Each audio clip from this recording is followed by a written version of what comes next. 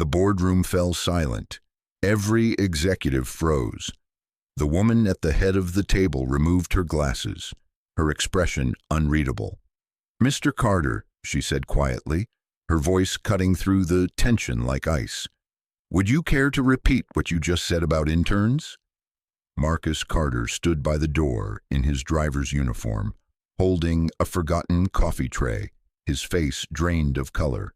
Because the woman staring at him, the one he'd called Sweetie and Coffee Girl for 3 weeks straight, was wearing a nameplate that read, Dr. Elena Vasquez, Chief Executive Officer.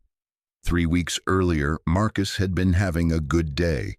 52 years old, 23 years as a corporate driver for Meridian Technologies. He knew every executive, every route, every coffee order. He was part of the furniture, reliable, invisible, comfortable. That morning, he pulled up to the executive entrance at 6:45, same as always. His black town car gleamed. His uniform was pressed.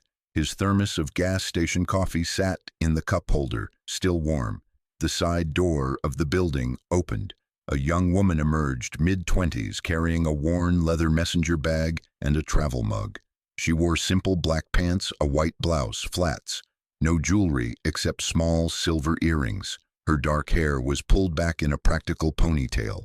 She approached the car, checked her phone, then knocked on the passenger window. Marcus lowered it halfway. "Can I help you?" "I'm headed to the Westbrook campus. I was told there'd be a car." Marcus glanced at his schedule on the tablet mounted to his dashboard. "Sorry, miss, nothing on my roster. You'll need to call dispatch. They told me to be here at 6:45.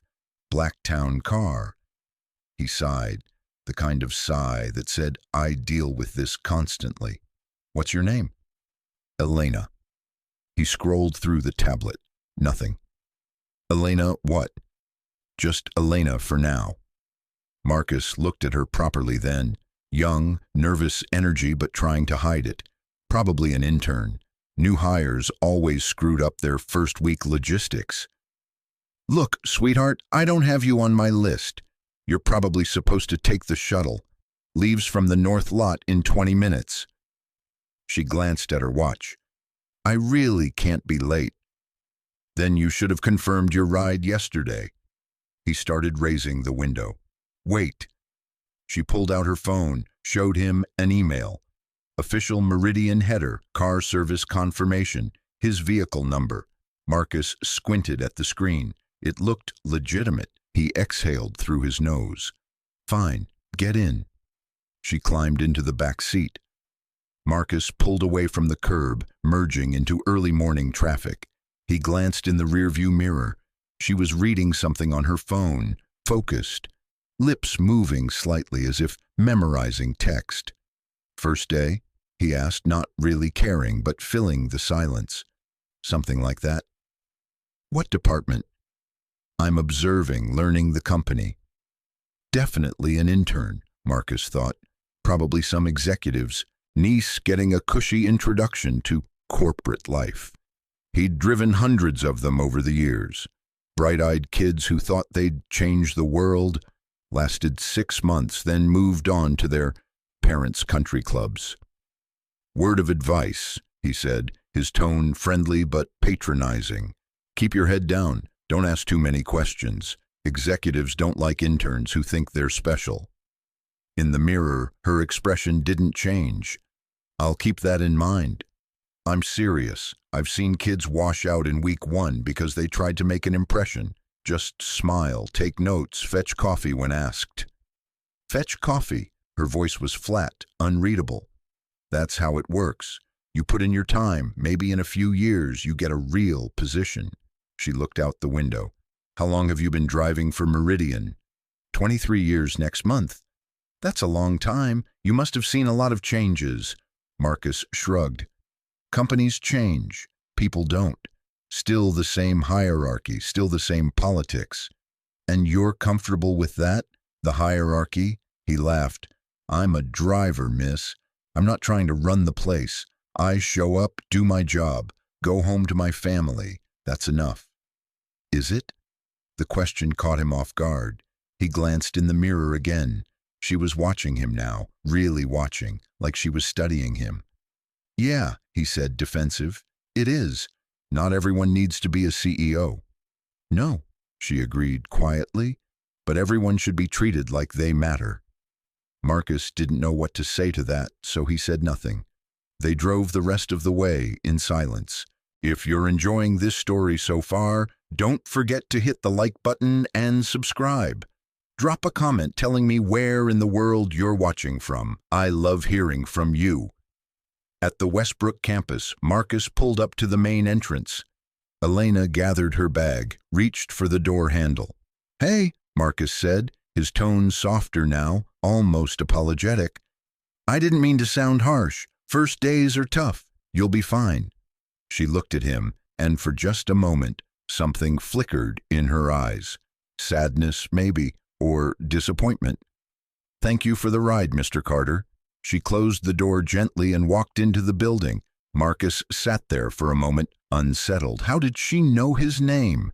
It wasn't on his uniform. He checked the email on her phone in his memory. Hadn't caught a last name, just Elena. He shook it off. Probably saw his ID badge hanging from the rearview mirror. He drove back to headquarters, picked up his next passenger, Richard Holbrook, Senior VP of Operations, a man who never said good morning and spent every ride yelling into his phone about quarterly projections. The day continued. Normal. Forgettable. He didn't think about the intern again until the next morning when she was waiting at the same entrance, same time, same worn messenger bag. Over the next 3 weeks, Elena became part of Marcus's routine. Every morning, 6:45, she'd be waiting. He'd drive her to Westbrook. She'd thank him. He'd nod. Repeat. She never complained, never demanded special treatment. She read in the back seat, sometimes took notes, occasionally made calls in a language Marcus didn't recognize, Spanish maybe, or Portuguese. But Marcus started talking more, not because she asked, but because she listened in a way most passengers didn't. "You ever think about doing something else?" she asked one morning during the second week. "Like what?" "I don't know. You mentioned a family. What do they think about your work?" Marcus's jaw tightened. "My wife died 4 years ago. Cancer." "I'm so sorry." "Yeah, well, life happens." He paused, then continued, needing to fill the silence. "I have 2 kids. Michael's 28, works in IT. Sarah's 25, teaching elementary school. Good kids." "Do you see them often?" "Holidays? They're busy, I'm busy." "But you miss them." It wasn't a question. Marcus felt something crack in his chest. "Yeah, I do." They sat in traffic, the morning sun reflecting off glass towers around them. "You should tell them," Elena said quietly. "Tell them what?" "That you miss them. People can't read minds, Mr. Carter. Sometimes we need to hear the words." Marcus gripped the steering wheel tighter. "You sound like a therapist. Just someone who learned the hard way." He glanced in the mirror. She was looking out the window, her expression distant. "You lose someone too?" he asked. "My father, 10 years ago. I never told him I was proud of him. Never said thank you for working 3 jobs to put me through school. I was too busy trying to prove I didn't need his help." She turned back to Marcus. "I'd give anything to tell him now." The car fell silent except for the hum of the engine and the distant sound of the city waking up. "I'm sorry," Marcus said, and meant it. "Me too." But by the 3rd week, Marcus's sympathy had faded back into routine. Elena became just another passenger again. He stopped asking questions, she stopped offering insights, and Marcus started to get sloppy. "Morning, coffee girl," he'd say when she climbed in, a joking tone that wasn't really a joke. She'd pause, then settle into the back seat without responding. "Big plans today? Lots of photocopying? Maybe you'll get to sit in on a real meeting." "Just observing," she'd say, her voice carefully neutral. One morning, Richard Holbrook was in the car when Marcus picked up Elena. She climbed into the back seat next to him, nodded politely. Richard didn't look up from his phone. "Who's this?" "New intern," Marcus said casually. "Been shadowing different departments." Richard finally glanced at her, then back to his phone. "You're young. Ivy League?" "Stanford," Elena said. "Business and engineering." "Good school. Wasted on observation programs, though. You should be learning real skills, not wandering around taking notes." Marcus laughed. "That's what I told her.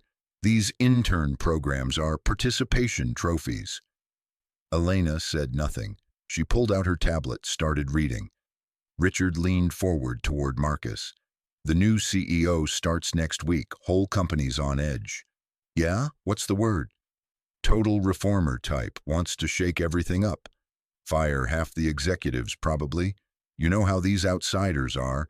Think they can fix 20 years of infrastructure in 20 days. Marcus shook his head. "Never works. Place runs fine as it is." "Exactly." Richard's phone buzzed. He answered it, immediately shouting about a delayed shipment. Marcus caught Elena's eyes in the mirror.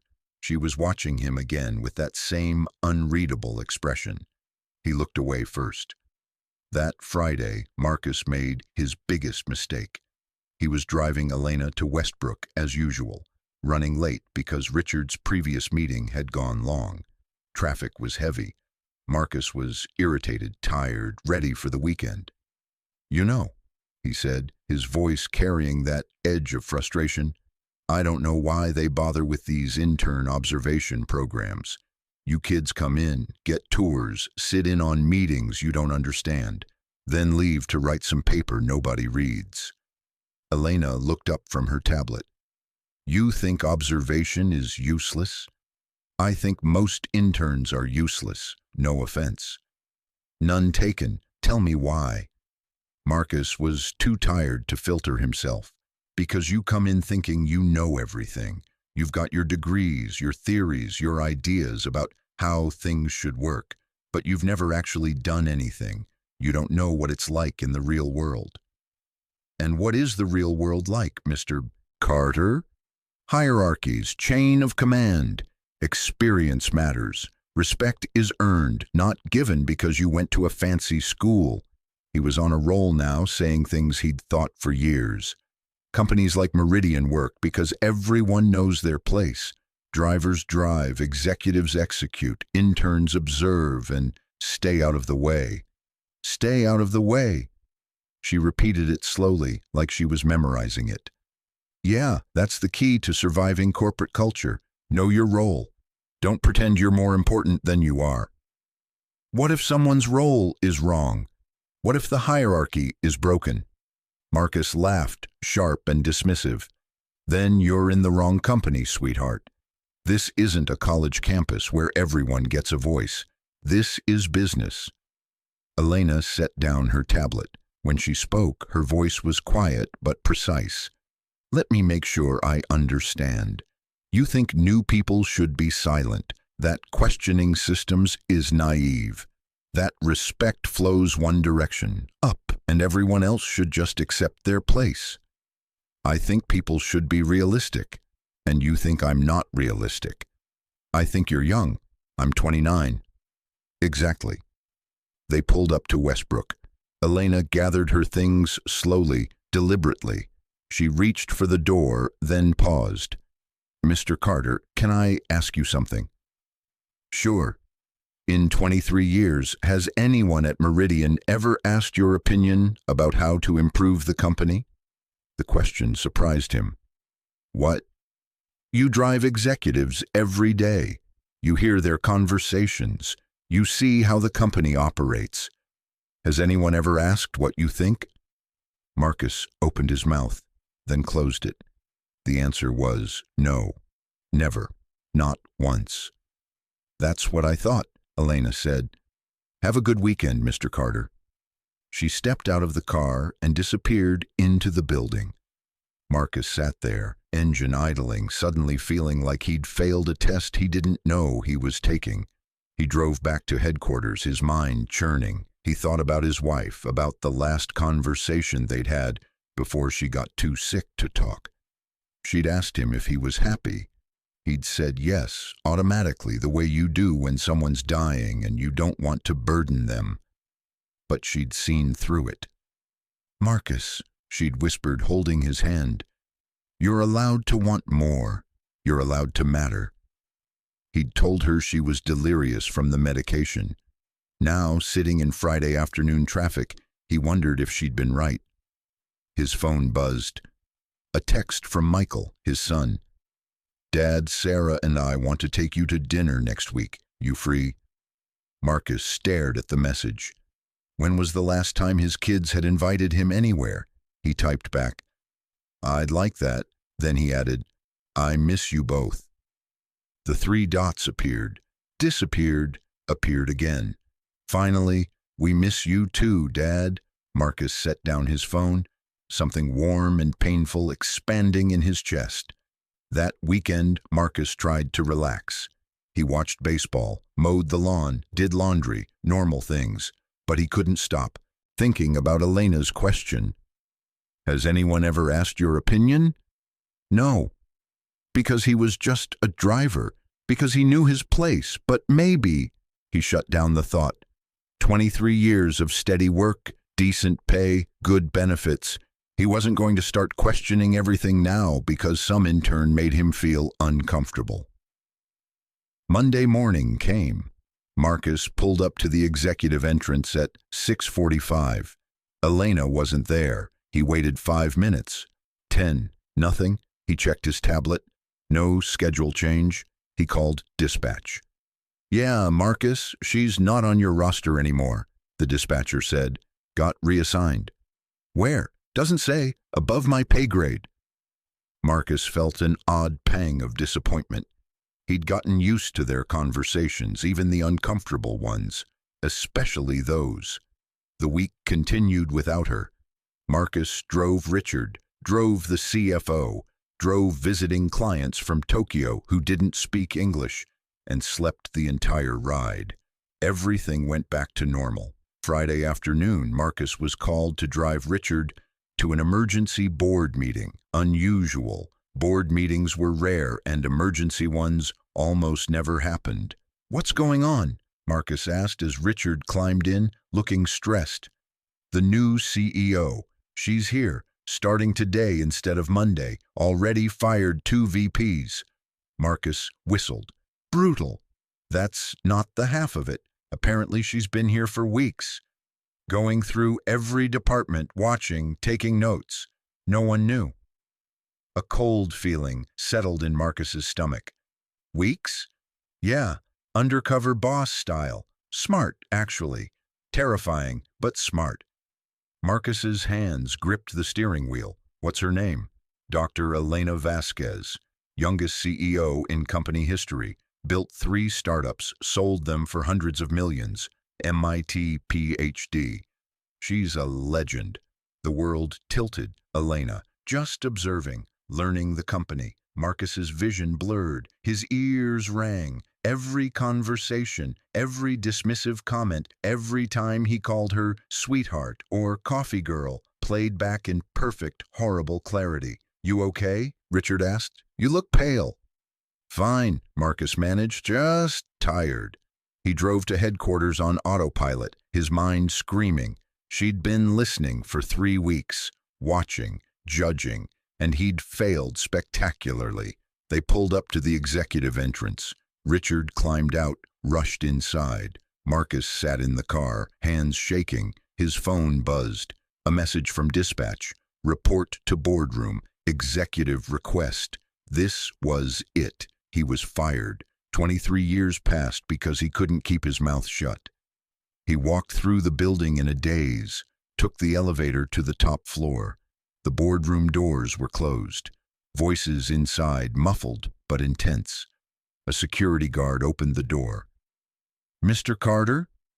Marcus stepped inside. 15 executives sat around a massive table. At the head sat Elena, Dr. Vasquez, in a charcoal gray suit, her hair down now, professional, powerful. She looked up. Their eyes met. "Mr. Carter," she said, her voice calm and measured. "Thank you for joining us. We were just discussing company culture, specifically how long-term employees perceive new leadership."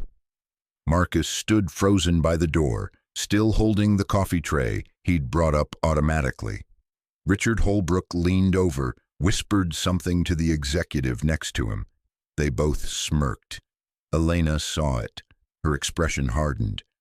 "Mr. Holbrook," she said, "would you care to share your thoughts with everyone?" Richard straightened, confident. "Just noting that bringing a driver into a board meeting is unconventional." Unconventional. Elena repeated the word slowly, the way she had in the car when Marcus had said, "Stay out of the way." She stood up, walked around the table, stopped directly in front of Richard. "Tell me, Mr. Holbrook, what did you say to Mr. Carter last week when I was in his car?"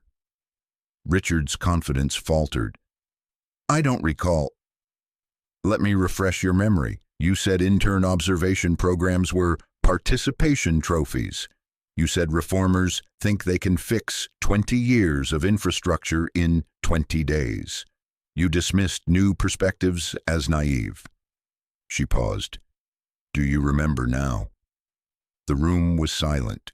Richard's face turned red. Elena turned to Marcus. "And Mr. Carter, would you care to repeat what you said to me this past Friday?" Marcus's mouth went dry. "Dr. Vasquez, You said people should know their place. That respect flows up, not in all directions. That questioning systems is naive. That I should stay out of the way." Every eye in the room turned to him. Marcus felt the floor drop away. This was worse than being fired. This was public humiliation. "I apologize," he said, his voice barely audible. "I didn't know." "No." Elena's voice was sharp. "Don't apologize for not knowing. Apologize for how you treated someone you thought had no power." The words hit like a physical blow. She was right. He hadn't been rude because she was an intern. He'd been rude because he thought she didn't matter. The silence stretched, painful and absolute. Then Elena did something unexpected.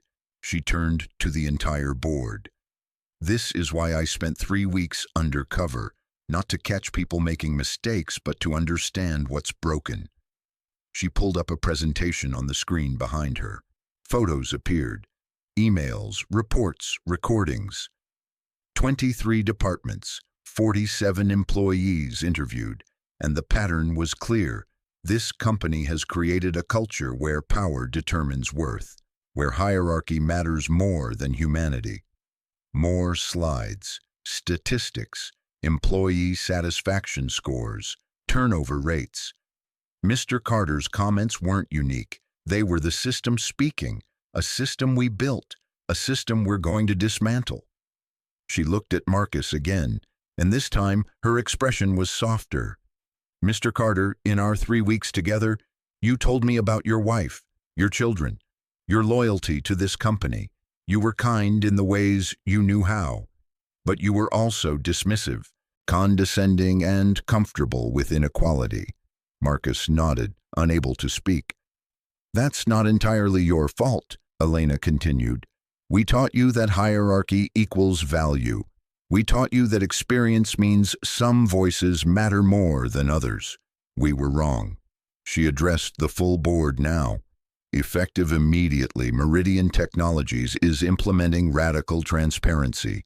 Every employee, regardless of position, will have direct access to leadership. We're creating advisory councils that include people from every level: maintenance, administration, drivers, engineers, executives." Murmurs rippled through the room. Richard started to object. "Mr. Holbrook," Elena said coldly, "you're dismissed. Security will escort you out. Your severance package will be generous, but your time here is done." Richard stood, furious. "You can't." "I'm the CEO. I absolutely can. You're dismissed." 2 security guards appeared. Richard grabbed his briefcase, shot Marcus a venomous look, and stormed out. Elena returned her attention to Marcus. "Mr. Carter, you have a choice. You can continue as a driver under new expectations, respect for every passenger regardless of position. Or," she paused, "you can join our new advisory council. Help us rebuild this culture from someone who's seen it from every angle." Marcus stared at her. "You're not firing me. I'm giving you the opportunity to grow. The question is whether you'll take it." The boardroom waited. Marcus thought about his wife's last words. "You're allowed to matter." He thought about Elena in his back seat, watching, listening, hoping to find people who would see her as human, not as a title. He'd failed that test, but maybe he could pass the next one. "I'll join the council," he said, his voice stronger now. "And I'll do better." Elena nodded. "Good, because change doesn't come from the top down. It comes from every direction at once." She extended her hand.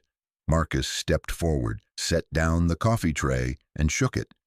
The grip was firm, equal. For the first time in 23 years, Marcus Carter felt like more than just a driver. He felt like he mattered. The advisory council met for the first time on a Tuesday morning in a conference room Marcus had never been allowed to enter. 20 people sat around the table: a maintenance supervisor, 2 administrative assistants, an engineer, a cafeteria manager, a security guard, a software developer, an HR coordinator, and Marcus. Elena sat at the head of the table, but she'd deliberately chosen the smallest chair, the one that didn't swivel or adjust. She wore dark jeans and a simple sweater. No power suit today. "Thank you all for coming," she began. "You're here because you represent the people who actually make this company run, not the people who take credit for it." A woman in her 50s, the cafeteria manager, raised her hand tentatively. "Dr. Vasquez, why us? We're not executives." "Exactly." Elena pulled up a slide. "This company has a 22% annual turnover rate. That costs us $40 million a year in training, lost productivity, and institutional knowledge. Exit interviews all say the same thing. People don't feel valued, they feel invisible." Marcus shifted in his seat. The word landed like a stone in his chest. Elena continued, "So I'm asking you, what needs to change?" Silence. 20 pairs of eyes looked at each other, uncertain. Years of being told to stay quiet, to know their place, had trained them not to speak. Finally, the security guard, a young man named David, spoke up. "The ID badge system, it's degrading." "How so?" "Executives get white badges, everyone else gets blue. It's a color-coded hierarchy. You can literally see who matters and who doesn't." Elena made a note. "What else?" The administrative assistant, Maria, raised her hand. "The elevator system. Top 3 floors require executive clearance. But sometimes we need to deliver documents or fix equipment up there. We have to wait for an executive to escort us. Like we're not trusted." More notes. "Keep going." For the next hour, they talked. Really talked. About the cafeteria that closed before night shift workers could eat. About the parking garage where the closest spots were reserved for titles, not people. About the healthcare plan that covered executives' families fully, but left everyone else with high deductibles. About being invisible. Marcus listened, his stomach knotting tighter with each story. He'd driven past these people for 23 years, never really seen them. When the meeting ended, Elena asked Marcus to stay behind. He stood awkwardly as the room emptied, waiting for the other shoe to drop. The real consequences. Elena closed the door, sat down across from him, not at the head of the table. Equal. "How are you feeling?" she asked. "Honestly? Ashamed." "Good." The word surprised him. He looked up. "Shame means you're seeing clearly," Elena said. "The question is what you do with it. Some people let shame paralyze them. Others let it transform them." Marcus rubbed his face, exhausted. I don't know how to fix this. 23 years of thinking one way. You don't fix it overnight. You fix it in small moments, every conversation, every interaction. She paused. Tell me about your wife. The subject change caught him off guard. Why? Because you mentioned her in the car.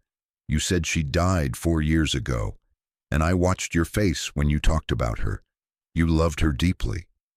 Marcus's throat tightened. Catherine, she was everything. A nurse, spent her life taking care of people. When she got sick, she kept apologizing, like being sick was an inconvenience to me. What did you tell her?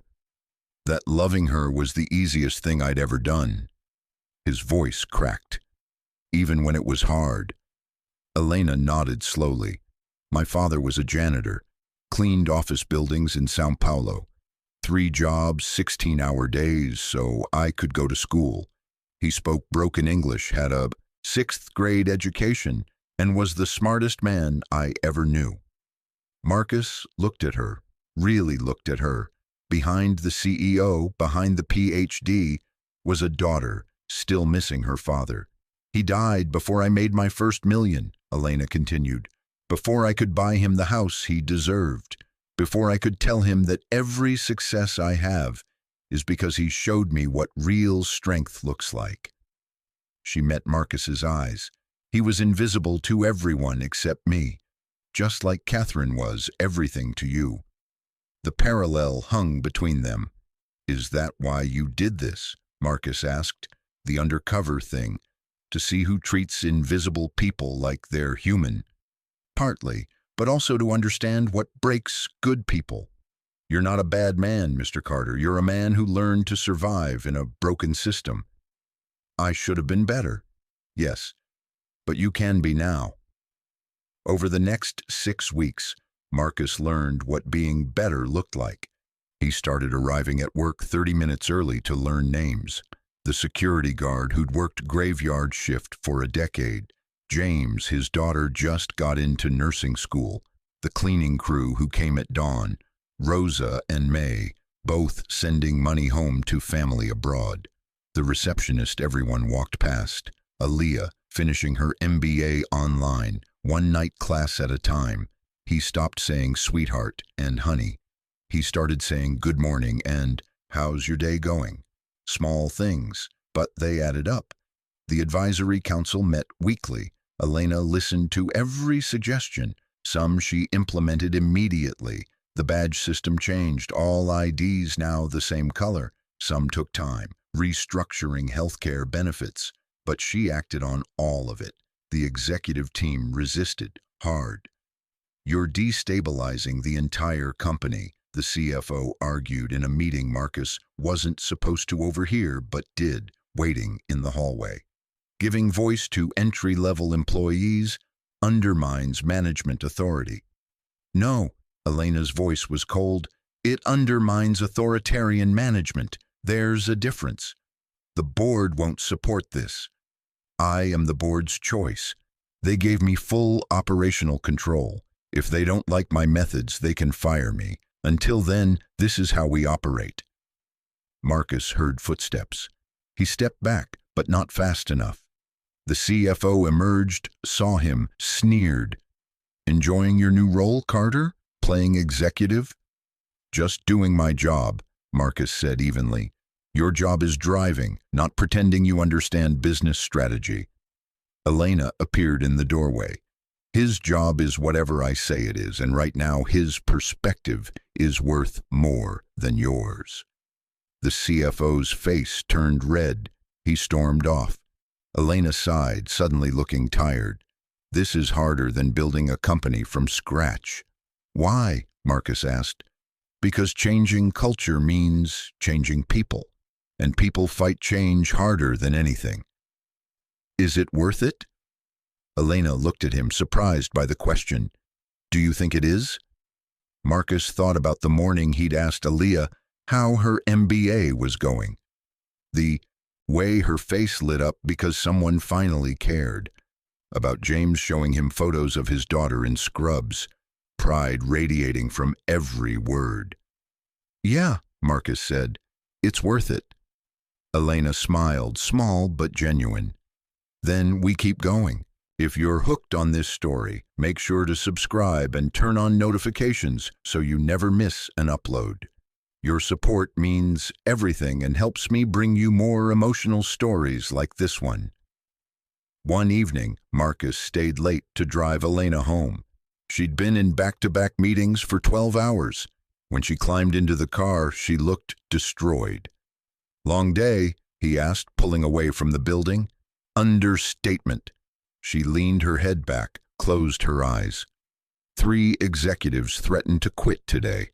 Said I'm destroying morale." "Are they right?" "I'm destroying their morale. The morale of people who benefited from inequality." She opened her eyes, looked at the ceiling. "But the real question is whether I'm helping everyone else." Marcus thought about Maria, the administrative assistant, who told him last week that for the first time in 8 years, she felt like her voice mattered. About David suggesting a safety improvement that got implemented within days. "You are," Marcus said. "The people who weren't being heard, they're starting to believe they matter." Elena was quiet for a long moment. Then, "Thank you, I needed to hear that." They drove in comfortable silence. The city lights blurred past. Finally, Marcus asked the question that had been nagging him. "Why me? After everything I said to you, why put me on the council? Why give me a second chance?" Elena didn't answer right away. When she did, her voice was soft. "Because my father taught me something," he said. "Elena, some people are cruel because they're cruel. But most people are cruel because they're scared. They're protecting something, their job, their identity, their place in the world. If you can see past the cruelty to the fear, sometimes you can reach the human underneath." Marcus's hands tightened on the wheel. "You saw my fear?" "I saw a man who'd built his life around being reliable, who defined his worth by doing his job perfectly, and I saw that job had taught you that some people matter more than others." She paused.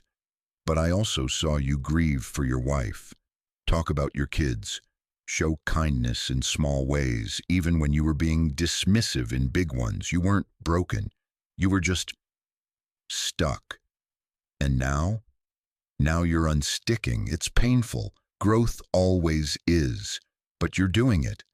Marcus pulled up to her building, a nice apartment complex, but not the penthouse he'd expected. She gathered her bag, then paused. "My father would have liked you," she said. "After you changed, I mean. He always believed people could grow if someone believed in them first." She got out, walked to the entrance, then turned back.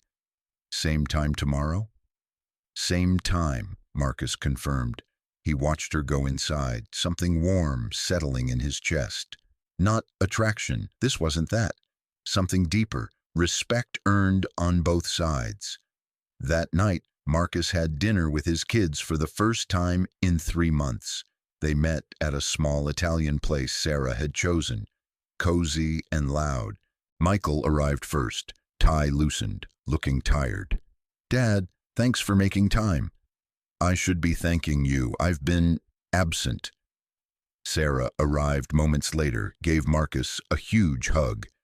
"You look different, Dad. Lighter somehow." They ordered food, made small talk. Then Sarah said, "Michael and I have been worried about you. Since Mom died, you've kind of disappeared into work." Marcus set down his fork. "I know. I didn't know what else to do. Work was the only thing that made sense." "And now?" Michael asked.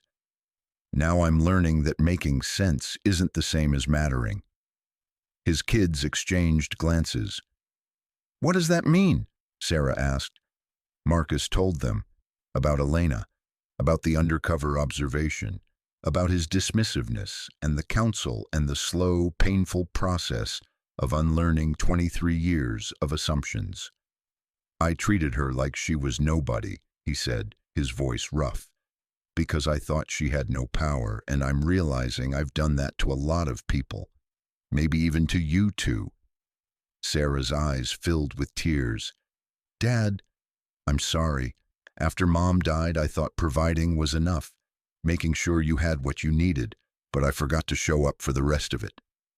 Michael reached across the table, grabbed his father's hand. "You're showing up now." They talked for 3 hours, about Catherine, about grief, about the family they still were even with one person missing, about Sarah's struggles with her principal, about Michael's promotion he'd been afraid to tell his father about because Marcus seemed so disconnected. When they finally left, standing on the sidewalk under streetlights, Sarah hugged Marcus tight. "I'm proud of you, Dad. Mom would be too." Marcus felt something break open in his chest. "I miss her so much."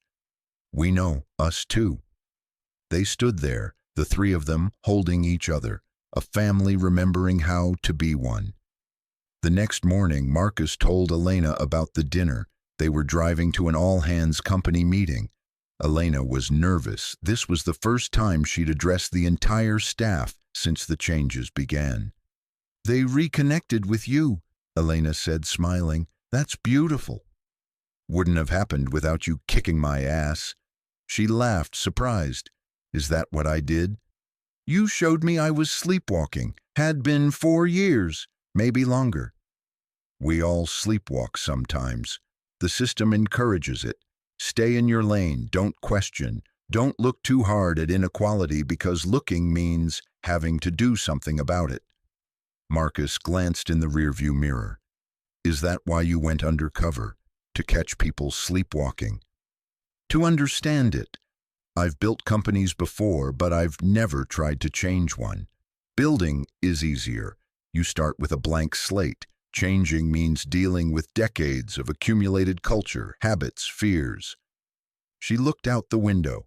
"My father used to say, you can't clean a building if you've never pushed a mop." I needed to push the mop. And I found exactly what I expected. Good.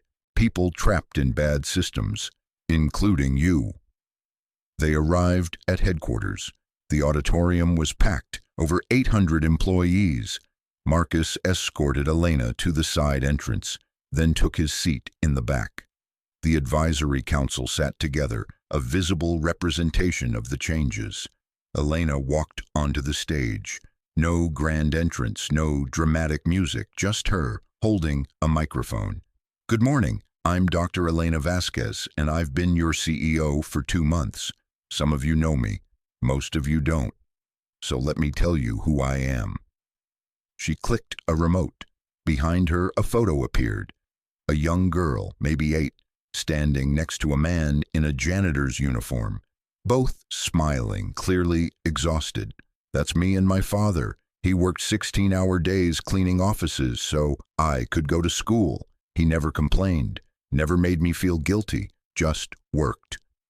Another photo, teenage Elena, high school graduation, her father beaming with pride. "He died when I was 19, heart attack at work, middle of a night shift. The building he was cleaning, they didn't even know his name. The security guard who found him had to look at his ID badge."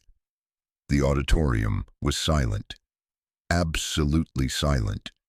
My father was invisible to the people whose trash he emptied, whose floors he mopped, whose offices he made pristine.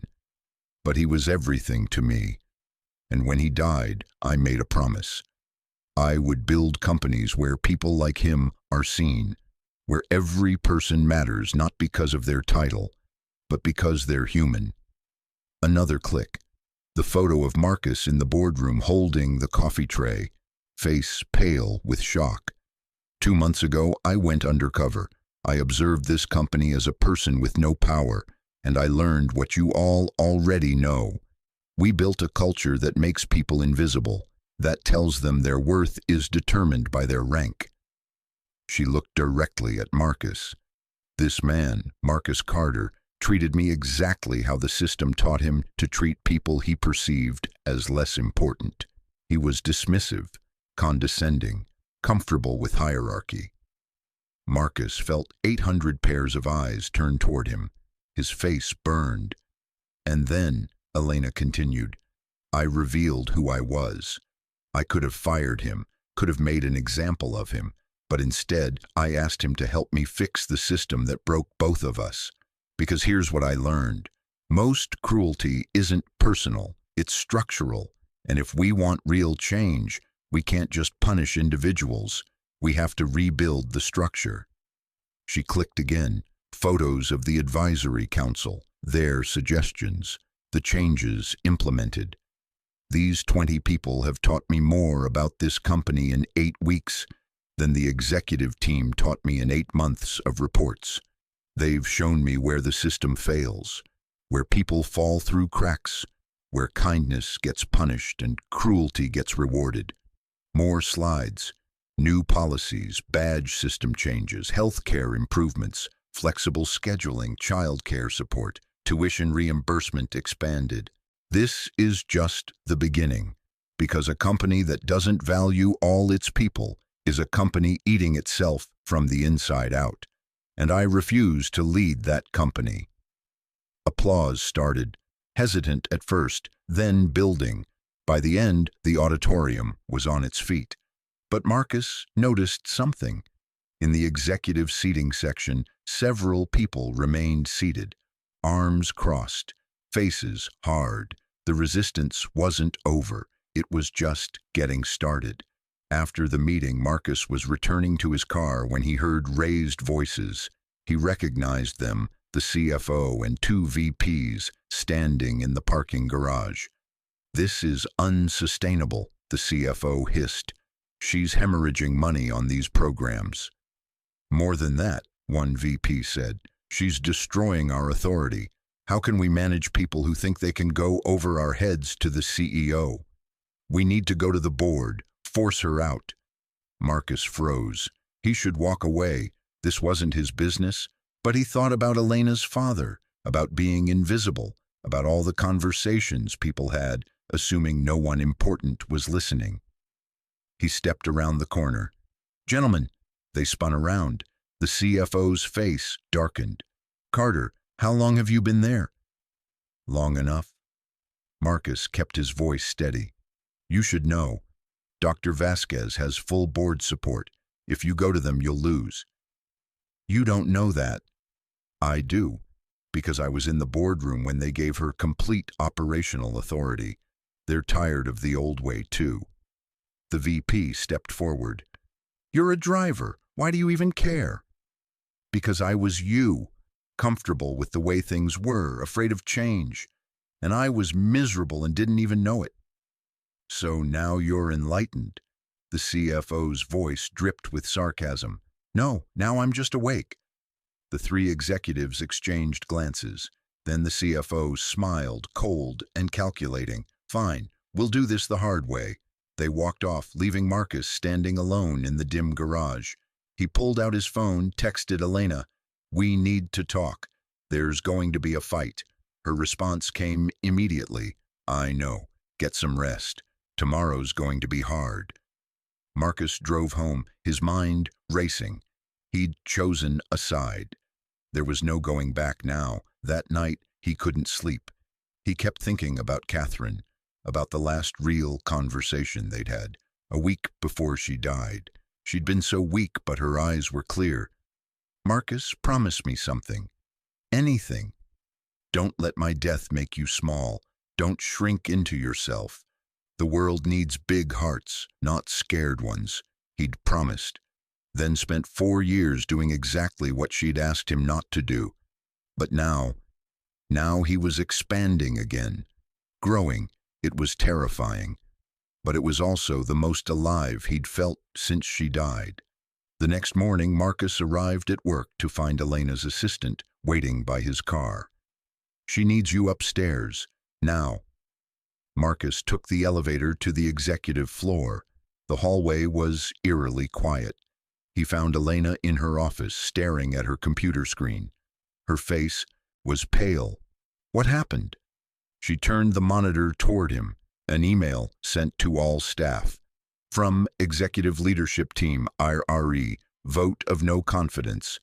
We, the undersigned executives, formally request the board review Dr. Vasquez's performance. Her recent changes have created chaos, undermined established management structures, and threaten the company's financial stability.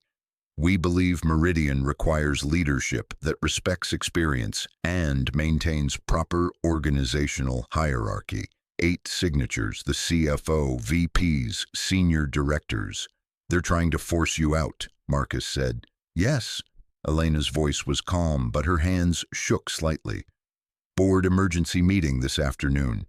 What do you need? She looked at him, something vulnerable in her expression.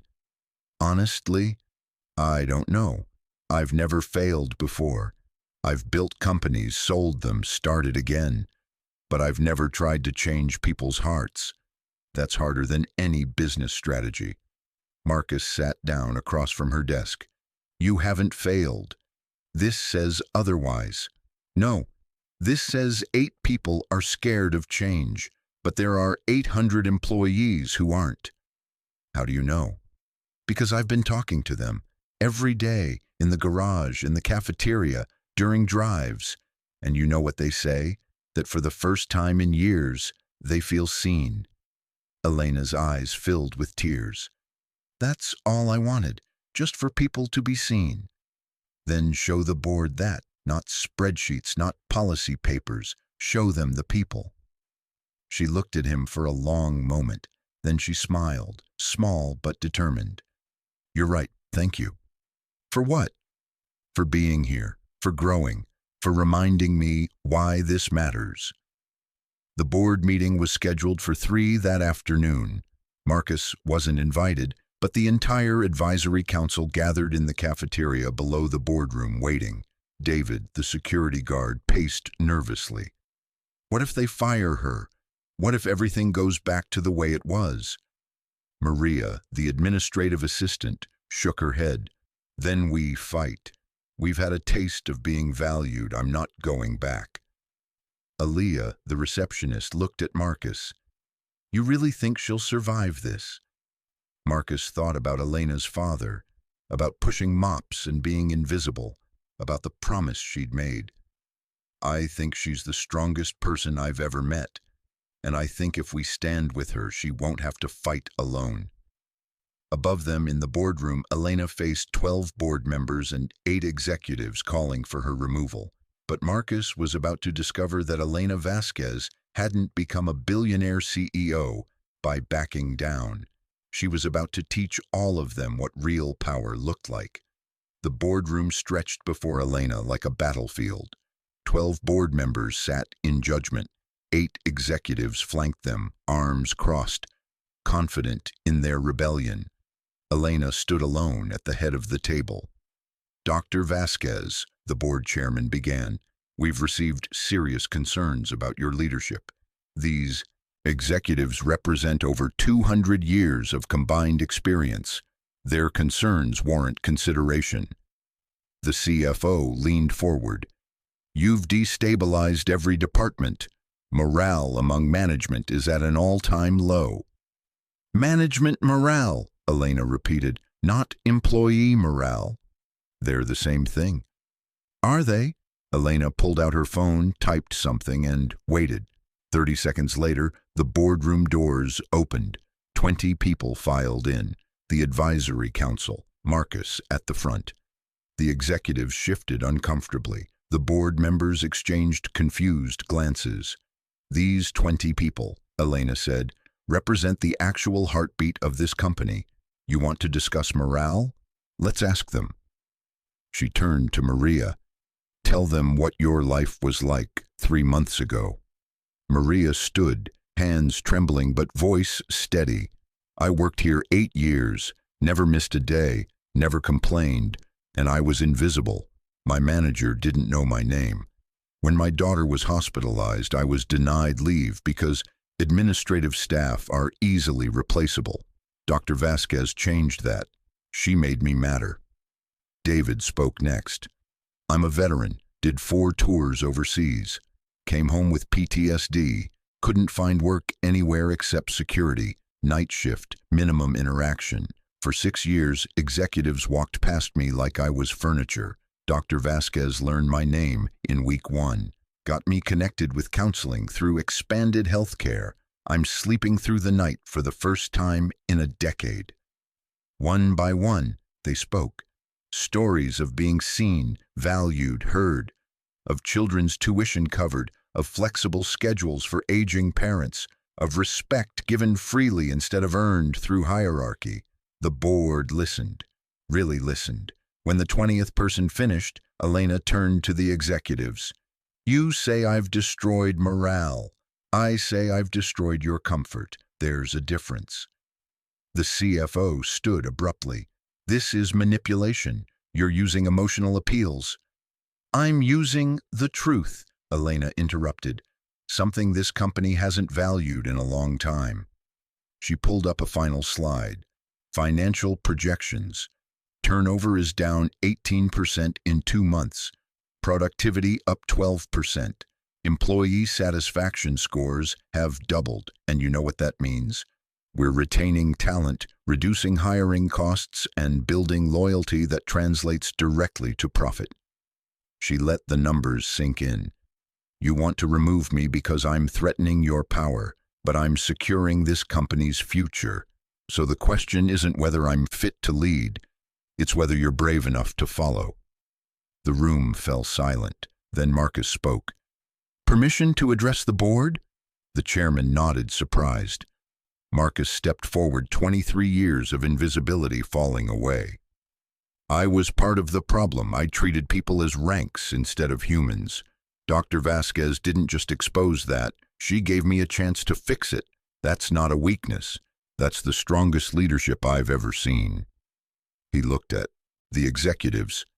You're afraid because she's dismantling the walls that protected your authority, but those walls were cages for the rest of us, and I, for one, won't go back inside.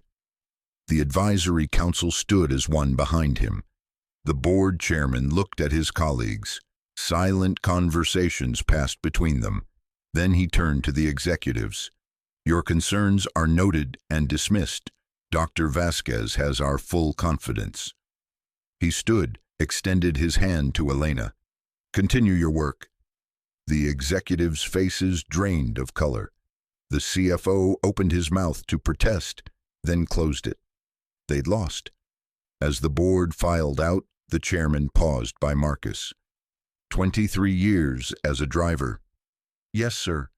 How would you feel about a promotion? Director of Employee Experience. Someone needs to make sure her vision reaches every corner of this company. Marcus looked at Elena. She smiled, nodded.